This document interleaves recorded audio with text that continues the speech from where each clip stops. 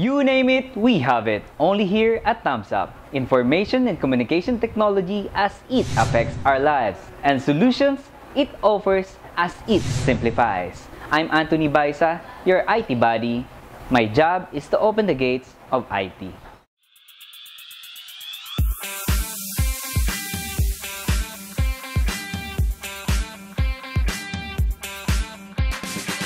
Sa lahat ng mga kababayan nating mahilig bumili ng mga IT products tulad ng computer, cellphone, and cameras at kung ano-ano pa, lagi nating tatandaan. Pumunta lang kayo sa tindahang mapagkakatiwalaan na nagbibigay ng 1-year warranty sa lahat ng produktong ibinibenta nito. Pag nag-avail tayo ng warranty, kinakailangan po hawak-hawak natin yung resibo or proof of purchase na pinili natin yung produkto at sa atin yon.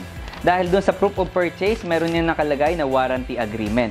Nakasaad po dyan sa warranty agreement kung ano yung mga coverage and terms and condition ng mga item na binili natin. Kung sakasakali pong may masisira sa mga IT gadgets na binili natin, bago maging huli ang lahat, dalhin natin kaagad sa service center. Huwag natin papatagalin dahil kapag lumampas ito ng 1 year, hindi na po ito covered ng warranty.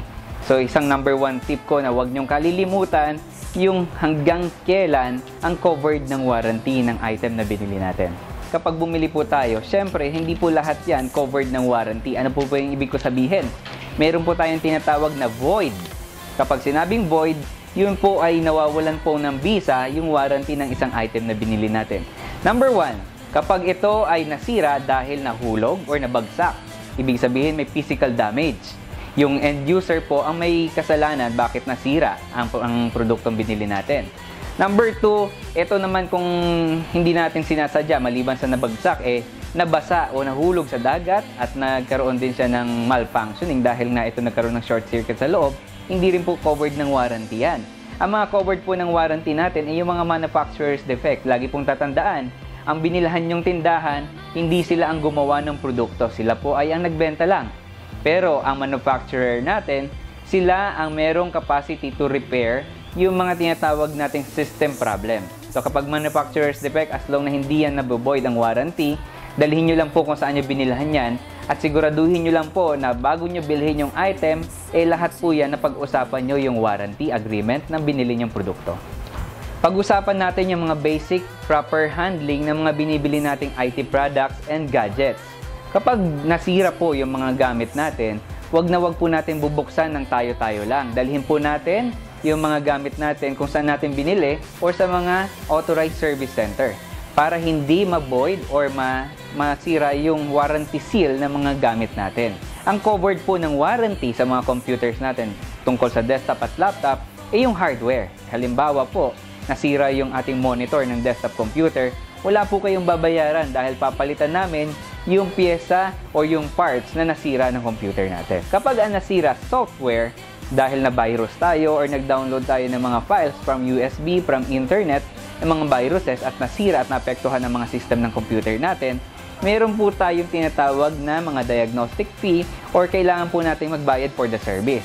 Kapag nasira naman po yung mga IT gadgets natin after warranty period, dalhin nyo lang po dito sa bodega site. Titingnan natin kung may magagawa pa tayo, kung pwedeng i-repair or pwedeng i-upgrade lang natin yung mga parts na pwedeng palitan. At dito sa bodega site, kahit hindi dito binili, dalhin nyo lang sa amin, hanggat maaari gagawan namin ang solution para sa inyo.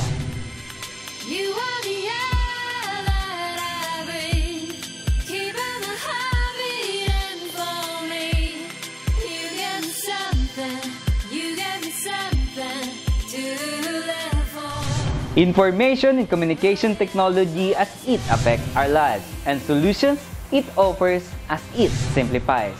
Once again, I'm Anthony Baisa, your IT buddy. See you again next week, only here at Thumbs Up. So when it comes to my computers, cell phones, and cameras, I only purchase and have them serviced at the most professional, most affordable, and the most trustworthy sites. But most importantly, when it comes to business, I only go for the Philippines, the best IT provider franchise business today. Our clients may have one-of-a-kind experience in purchasing their computers, cameras, cell phones, and consumer electronics by having quality products, lowest price, and a great customer service. Bodega Site Franchising is unique because we don't have franchise fee, royalty fee, and the guaranteed return on investment that makes a happy Bodega site franchise. Be part of it. Grab it. Be the first one in your area to have it. Call our franchise hotline today.